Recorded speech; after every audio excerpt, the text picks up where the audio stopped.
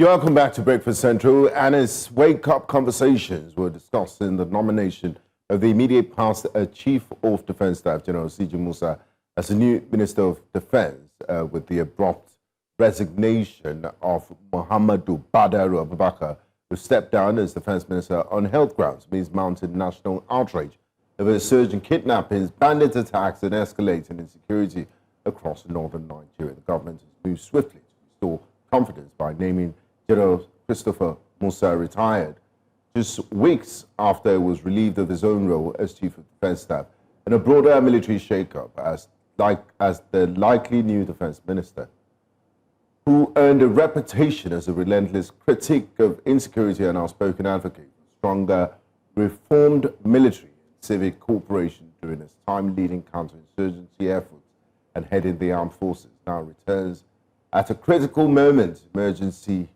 following the new National Security Emergency Declaration by Mr. President, hanging in the balance and public trust in defence leadership shaken. What do you make of General CJ Musa's appointment? Well, I think it's good. We did talk about it. The northern leaders, the governors, statesmen, traditional rulers, yesterday applauded President Bola Ahmed Tinubu for taking that bold step. That it's finally a round peg in a round hole compared to the former governor who became the Minister of Defense. Especially looking at the line of duty, Nigeria is in a very critical situation, like we did talk about it, and it needs expertise, people who understand these things. Coincidentally, the Minister of State for Defense, which you also highlighted, that it doesn't look like it's one portfolio that's been shared into two. Why do you have a Minister of State for Defense and then you have a Defense Minister? You might have overlapping functions. A lot. Although many will argue with you that they're two different portfolios. But as far as I'm concerned, it pretty much looks like the same. You can just have one so that you can trickle down information from one source. Because at the end of the day, the Minister of State for Defense would actually want to carry out anyway, whatever it is. They will tell you one is administrative, one is actually, but I think I applaud it. Many have applauded the president for taking the bull by the horn. It also goes to show, Benga, that you cannot continue to politic your way out.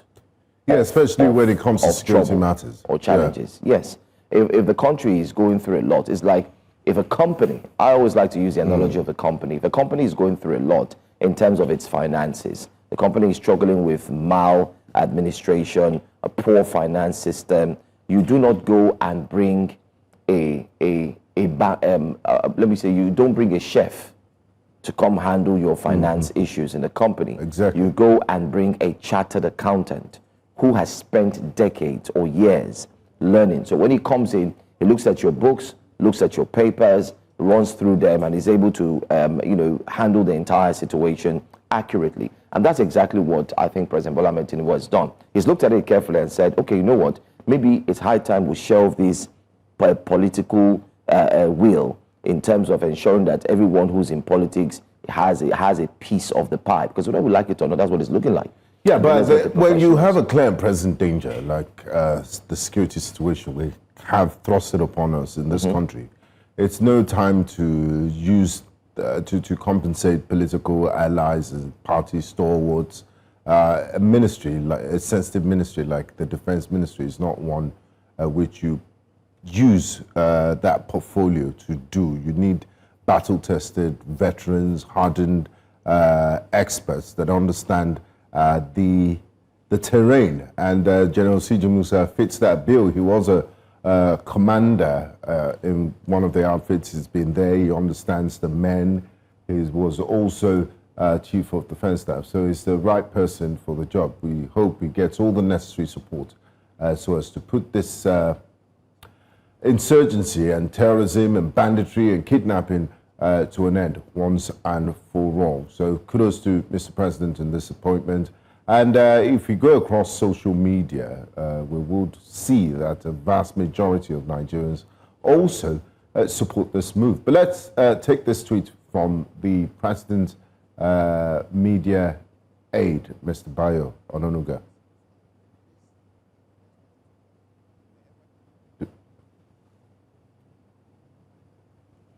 All right. So he put out a tweet yesterday, but not just explaining. This is pretty much like the profile when he ran through the profile on the tweet. He explaining where he was born, his background. We just decided to grab this to let you know that, listen, he's to show the qualification in comparison to what you had there before initially. So date of birth, you do have December 25, 1967. College of Advanced Studies, Zaria, BSc Nigerian Defense Academy. Benga, bottom line, you have someone who has been doing this for a long time. You know, it's part of him. 1991, Commissioner, Second Lieutenant, Commander, Sector 3, Multinational Joint Task Force, Lake Chad, 2021 to 2022 as well. You also have, remember, Operation Lafiado? Yeah, so apparently, for those who didn't know, he was part of that as well. Theater Commander, Operation Hadinkai, Northeast Nigeria. Commander, Nigerian Army Infantry Corps, October 2025, 18th Chief of Defense Staff, that's June 2023. You cannot help but look at this line of duty, look at the list, look at every single thing that the current Minister of Defense has gone through without saying that it's a perfect fit. It is. It's like a glove to the hand, and it's a perfect fit. There's no way you could say it doesn't work. It works.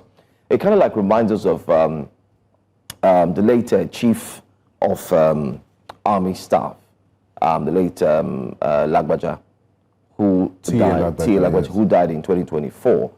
His death was a major blow, especially to President Tinubu's administration and also to many in the military, because you remember the videos that circulated showing him going down, doing the push-ups with the soldiers and telling them, let's go, let's go.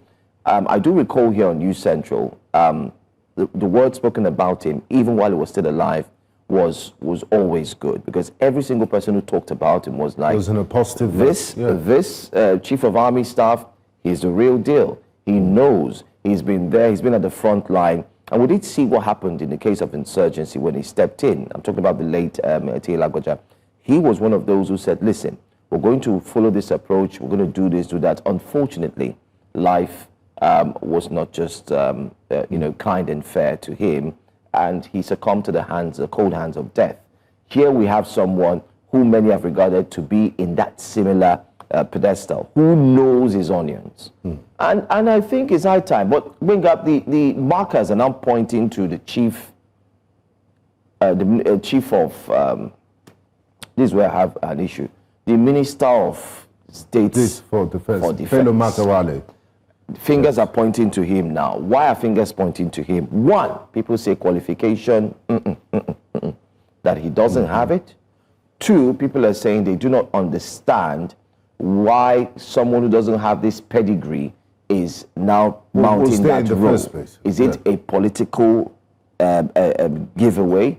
That's two. Three, an old video circulated yesterday where he had an interview with Channels Television. I think it was a press conference. I did see that video. And he said bandits, not all bandits are his point. Are bad. You know, how do you have that sort of sympathy that something forced them to do it? Then if that's the way, I mean, we all have one sort of grievances or the other. We could as well just take up arms and, you know, let's have anarchy and chaos everywhere. Life doesn't work like that. You know, making excuses. So and I mean, it comes back to the Senate, because they screened him in the first place before he was made a minister. Why didn't they flag all these things? So you can have someone who's sympathetic to criminality and to the cause of bandits as your defense minister.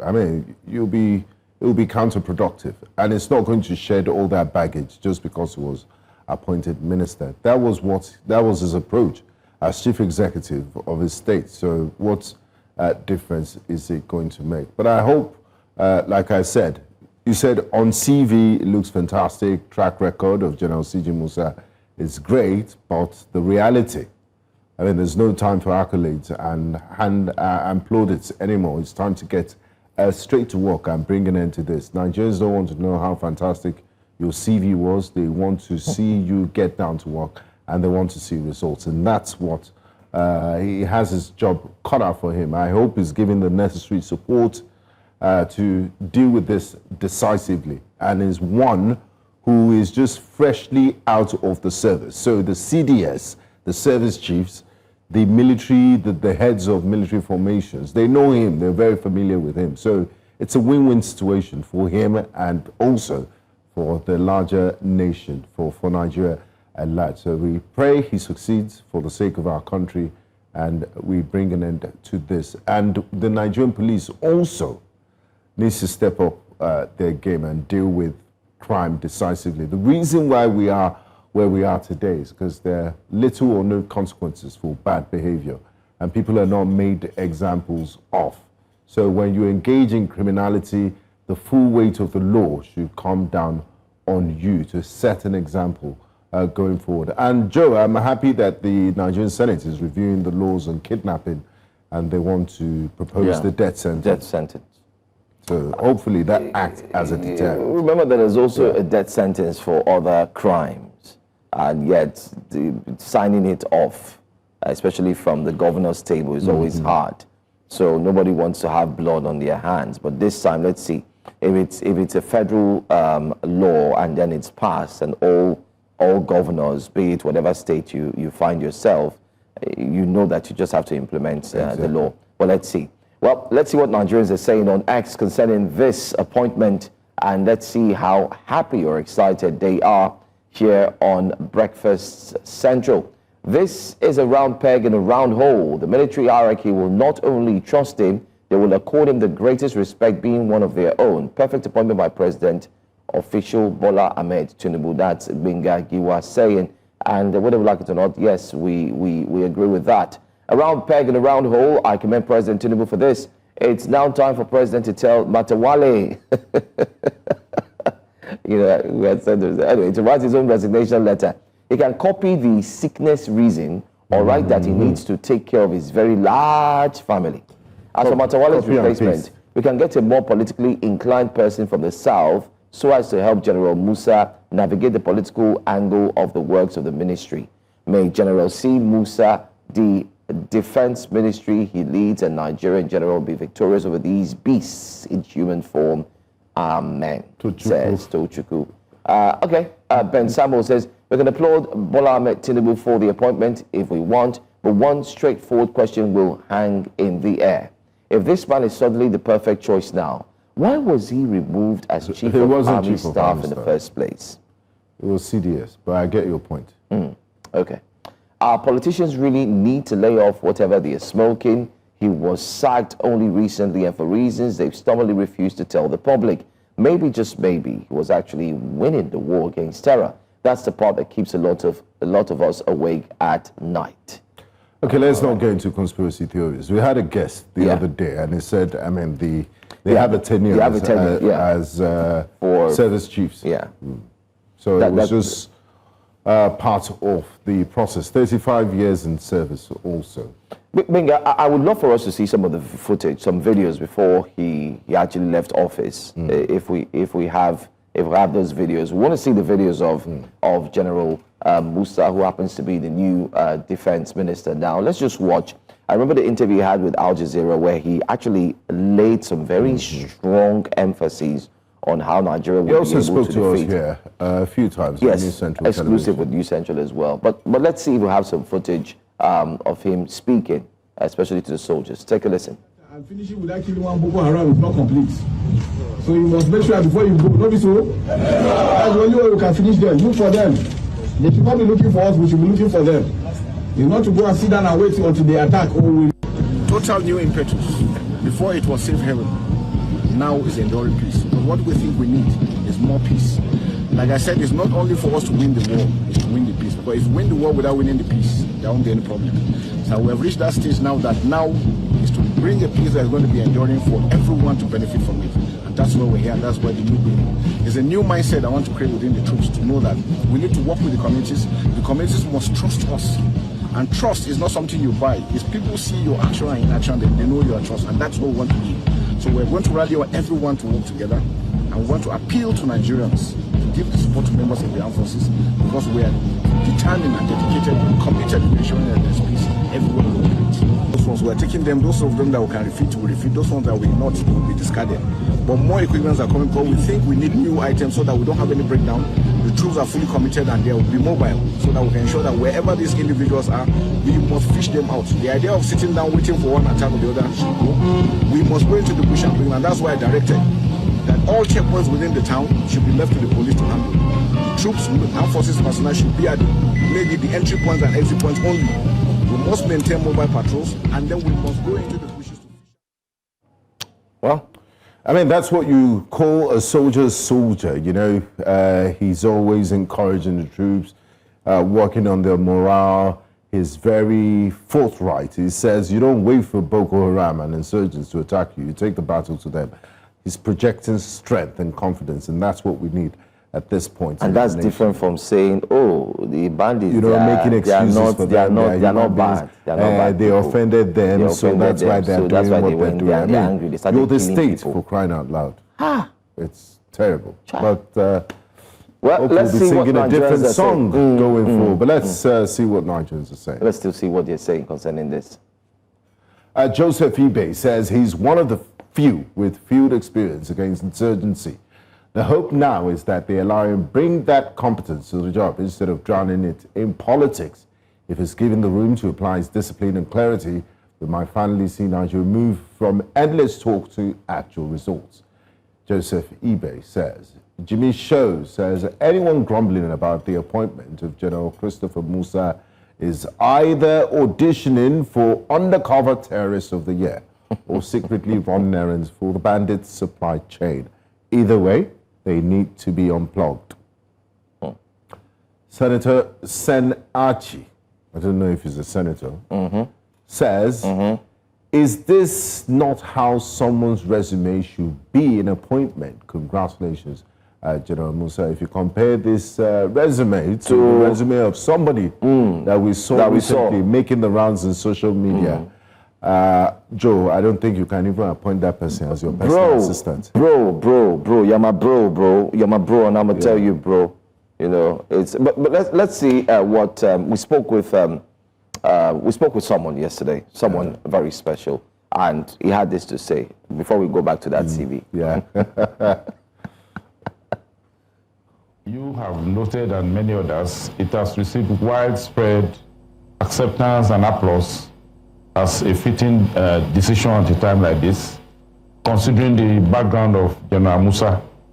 If we look at his leadership as Chief of Defense Staff and his vast experience in terms of command and operations, this is the most fitting personality for this job at this time. And I think it has received widespread acceptance, both within the armed forces and the public. You know, it is clear that this will not be his first appearance before the Senate.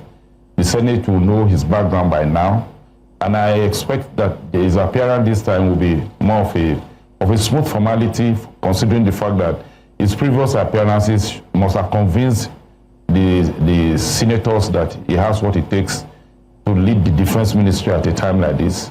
And besides, I know that he's competent to engage anytime if you look at his pedigree and his previous appearances and interactions. He shouldn't have any issue. And I believe that the Senate should not have any issue passing this as quickly as expected. If we look at the pedigree, the background of his career as a military officer, his training, and then the various appointments he had, up to the most recent being the Chief of Defense. I mean, there you have it. Major General Christopher Korade retired, talking about his namesake, CG Musa, and echoing the same sentiments. Yeah, almost everybody has field experience, flawless CV, and the right man for the job. Benga, there's one fact I want us to lay here clearly on Wake Up Conversation this morning. If only politicking can be stopped, Nigeria or the situation we're faced with would not be as bad as it is. Politicking and let deal with decisively with actions and consequences. That's it. Let there be consequences. It's still under politics. Yeah, because it's the politicking that makes you handle You don't it want with to handle kids' gloves, non-kinetic, this, that. Yeah, just do Yeah, the I proper understand. thing. I get you. And it all boils down to one word: leadership. If the leadership is right, a leader Every other must take thing decisive falls in action place. at certain Yeah. times, sometimes very hard decisions. It's going to be painful, but you just have to take it. But then again, we've I seen mean, that it's been and we have a shrouded in brave politics. president in President Bola Ahmed Tinubu. If he could take that bold decision, two bold decisions, unification of the exchange rate, the Fuel subsidy end is of gone. fuel subsidy, he could as well deal with this issue of insecurity once and for all. And I think, as we approach 2027, he's going to, I think the time for play is over. Well, while the video of the current Minister of State of Defense and former governor of Zamfara State. Do we have that video? No, we don't have that video. It's Bello Matawale was making rounds yesterday where he talked about bandits should be, taken care of. They're not bad people and so on. Another video circulated yesterday, and that video led many Nigerians to point fingers at the current governor, that this should be the governor who should take that role Babagana as soon as Zulum. it's done. We're talking about Governor Babagana Zulum. We're going to take a look at an old video of this governor. Now, there's no gainsaying when people say that. I remember last year here, we had highlighted, we spoke to him here. Not last year. Early this year. Ooh, it's just December. Early this year, we spoke with him. And we had highlighted when we did our review, which we're also going to do by December, who do you think is your top performer as a governor, minister, and so on? His name was at the top, number one in terms of being a governor. But this is the old video where he was talking to the Nigerian army, telling them why they need to go after the bandits or terrorists and get their job done. Just take a look to see that it did not start today. He has always been an advocate and has always been a leader staying at the front. You will see where they were. I'm not going back to the town. No, and I'm not afraid. No, it's not I sure. can sleep if you want. I can sleep inside Baga town. Yes, let's. Nothing will happen to if me. you want But to the do fact that, remains is that there is no Boko Haram inside Baga if you town. want to do that now, If there are 10 people Boko Haram, that is there. We can clear them. 1,175 officers. I told We you. can't go inside Baga town. I told you What happened? if you give me 30 minutes, that Baga town is not the problem. Then take over Baga. We have You taken can over. take over Baga so that our people can go back. We have As long as you are in my... Well, That's an Nigerians action can see governor it. that cares about the welfare of his people, saying, look, let's go to Bagata. I want to make sure there's no Boko Haram insurgents left there. That's leadership. That's from the front. movement. So we're not saying anything here, Yes. Benga. Please, we're not saying anything. We're not to our viewers.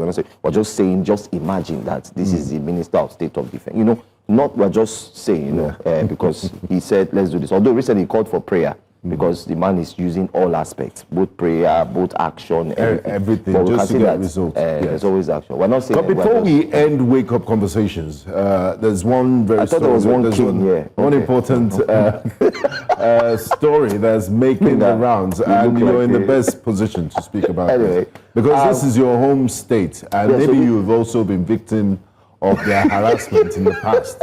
I've not seen your back. Maybe you have some scars as a result of assault from the gods. Let me tell them. So from Akwa Ibom, they say ndito, which is children. Following Governor Omo Eno's recent ban on masquerade activities in Akwa Ibom State, authorities have acted swiftly to enforce the order. Now, the state police arrested a masquerade identified as David Effiong, who was seen parading through the streets in defiance of the ban during a local event.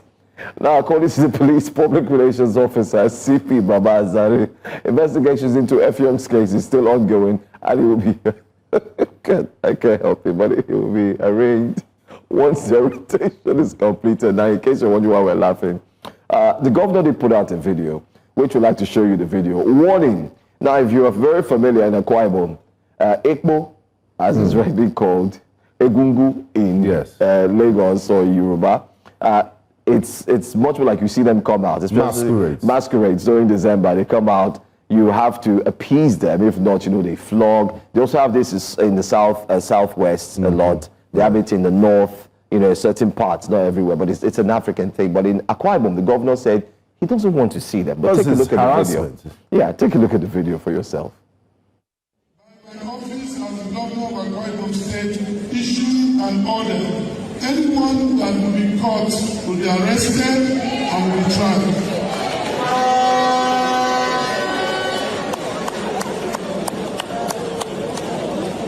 They are using the false harbor in some local government. I am now, as the Chief Security Officer of the state, directing the Commissioner of Police and all other security agencies to arrest and prosecute anyone caught as like Bogero for the war. For the war.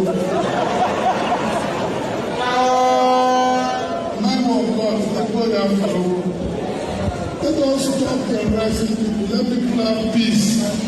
All those ones I see when we are driving. So, one Masquerade decided to, brave the odds and show himself, and he was caught. And his name I'm surprised his name is David. Is he a Christian? David Effiong.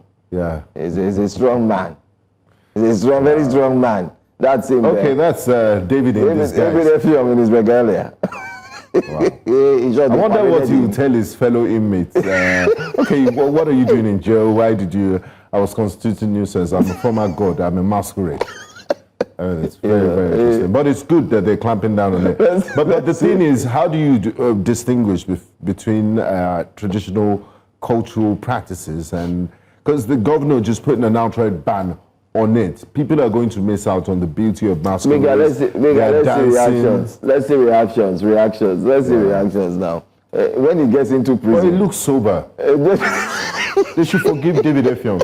Digital Sniper says, you don't ridicule the customs and traditions of your fathers. Find a balance, otherwise people will revolt. And I share the same sentiments. They should stop them from flogging people. Please. Don't ban them. Imagine saying you don't want to see any pastor preaching on the streets or the Muslims praying wherever they find themselves. But isn't this overstepping of people's rights and cultural norms? These things are practiced everywhere else in the world. Indeed, government of misplaced priorities. I disagree. You cannot flog. You cannot Let the masquerade not come near. So now a major problem for Nigeria is now not saying one should disobey the government, but masquerade is just for entertainment. My brother, no, it's not. When if they flog you, you know what's they up. will flog. That's all we're going to take, by the way. That's all on Wake Up. So who are they charging? The gods or the human? Are they charging David Effiong or the spirit of David Effiong? They are charging. That's the issue. They are charging the brother. You want them to hear that? Anyway, that's all. We're taking our Wake Up Conversations. We'll go on a quick break. Our first guest is in. We're going to go full throttle, but let's bring to you what we're talking about today on Breakfast Central, the brightest breakfast show on television.